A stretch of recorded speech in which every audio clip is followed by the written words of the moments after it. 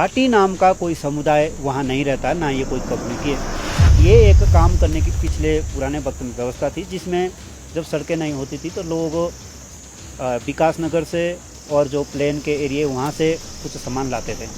तो ये कोई समुदाय नहीं है जो ये लाखों लोग इसमें ऑब्जेक्शन कर रहे हैं। तो इसमें ये जो हाटी को समुदाय बना करके ये जो एरिया घोषित किया जा रहा है, इसमें केंद्र सरकार राज्य सरकार अपना जवाब फाइल करे। और जो हमने न्याय की उम्मीद की है, माननीय न्यायालय से हमें बड़ी उम्मीद है कि हमारे अधिकारों की सुरक्षा होगी और 15% जो रिजर्वेशन जो छीनने की कोशिश की जा रही है, राजनीतिक प्रतिनिधित्व छीनने की कोशिश की जा रही है, वो भी सुरक्षित रहेगा, ऐसी हमें माननीय न्यायालय से उम्मीद है। सबसे पहले तो हम मीडिया बंधु को नमस्कार करते हैं। गिरिपार अनुसूचित जाति अधिकार संरक्षण समिति से एडवोकेट अनिल कुमार मगे, सुरेंद्र धर्मा जी, ईश्वर चौहान जी, कपिल जी और अपने लीगल सलाहकार राजेंद्र गुलाटी जी और आशुतोष जी।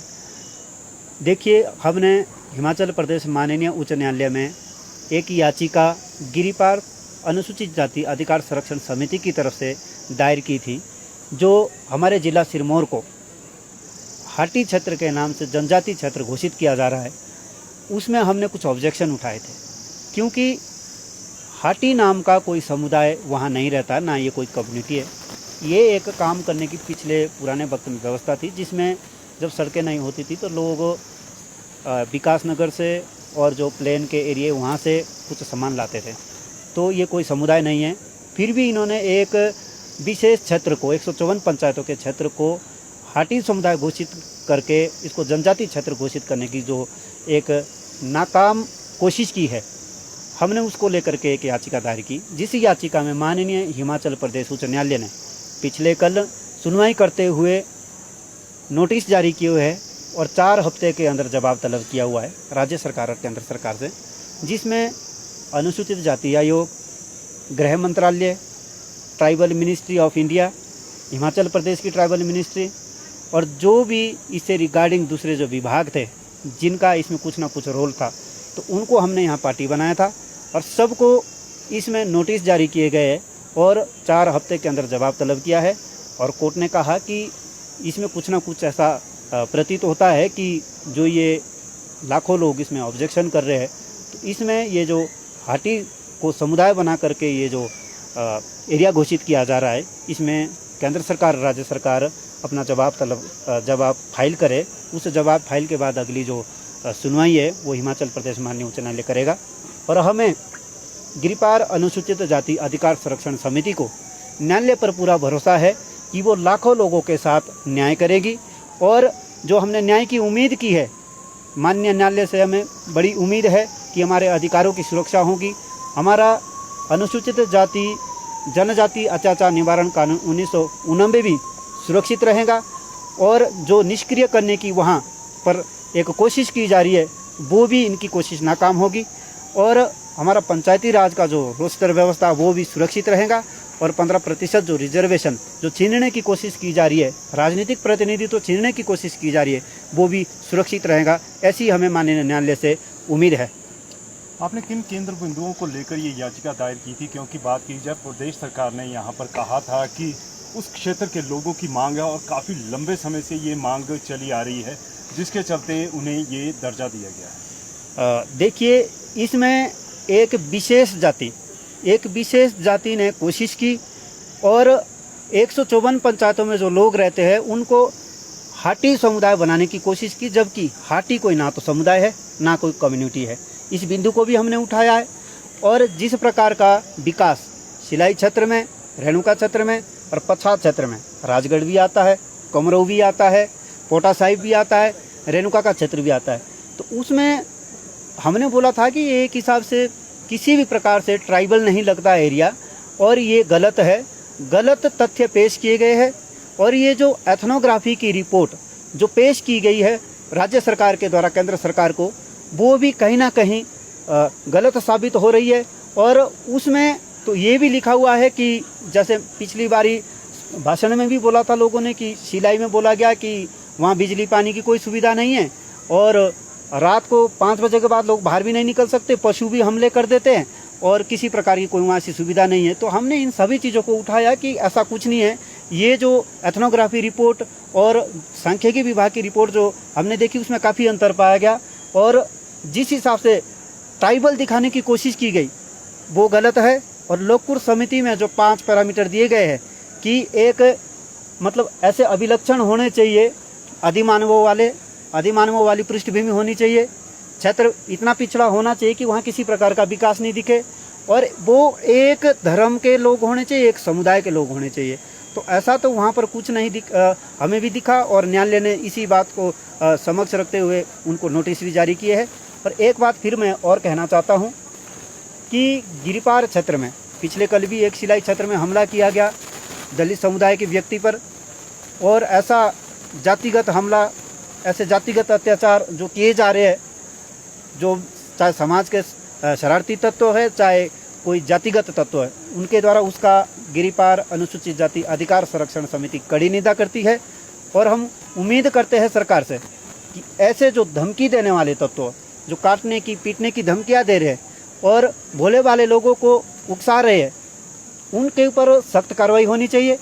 और पिछले कल हमने रूमित जी का भी एक फेसबुक लाइव देखा, तो उसमें वो जिस तरीके से गलत बयानबाजी कर रहे, नफरत फैलाने वाली बयानबाजी कर रहे और समुदाय को आपस में बांटा जा रहा, एक खाई पैदा की जा रही है, उनका भी हम कड़े शब्दों में विरोध करते हैं। और हम सरकार से मांग करते हैं कि ऐसे जो नफरत, वैमनस्य और द्वेष की भावना जो फैला रहे, इनके ऊपर संविधान के जो भी कानून कायदे उनके अनुसार इनके ऊपर कार्रवाई होनी चाहिए। तो आपका ये कहना है जो यहाँ से केंद्र बिंदु प्रस्तुत किए गए केंद्र के सामने, उनके आधार पर, जिसके आधार पर यहाँ पर इस ट्रांसगिरी क्षेत्र को घोषित किया गया, तो वो गलत तथ्य क्या सामने पेश किए गए थे? बिल्कुल वो गलत तथ्य है। यहाँ के विकास के साथ ये जो पुरानी चीज़ें जोड़ी जा रही है, बोलते हैं कि उस वक्त ऐसी चीज़ें थी और आप इस वक्त ऐसी रिपोर्ट दे रहे हैं कि हमारे यहाँ कोई विकास नाम की चीज़ नहीं है। तो ये एथनोग्राफी जो रिपोर्ट है ये पूरी तरह से गलत है। और जिस तरीके से अधिमानव दिखाने की कोशिश की गई है, आप हमें भी देख सकते, सबसे गरीब तबका तो हमें समाज का, जिनके साथ अनटचेबिलिटी के आधार पर इतना भेदभाव होता है, अधिमानव तो शायद आपको हमें भी नहीं लग रहे होंगे। तो हम फिर भी एक बात कहना चाहते हैं कि अगर उनको जनजाति बनना है, उनको कुछ और बनना है, तो वो बनते रहे, परंतु अनुसूचित जाति के अधिकारों के साथ किसी भी प्रकार का खिलवाड़ सहन नहीं किया जाएगा, और ना ही हम अपने अधिकारों के साथ कोई खिलवाड़ एक्सेप्ट करेंगे। एक बात और पूछना चाहूँगा, ये नोटिस किस किस को जारी किए हैं कोर्ट ने? ये नोटिस माननीय गृह मंत्रालय, tribal ministry of India, RGI, tribal ministry of Himachal Pradesh और दूसरे जो विभाग है, जो नोडल एजेंसी में आते हैं, जिनका इसमें रोल है, उनको सबको ये नोटिस जारी किए गए। क्या माननीय उच्च न्यायालय द्वारा इसमें कुछ तथ्य मांगे गए हैं इनसे? बिल्कुल, इसमें मांगा गया है कि पहले भी इसमें इंस्ट्रक्शन मांगी गई थी सेंट्रल गवर्नमेंट से कि किस तरीके से आपने किया है।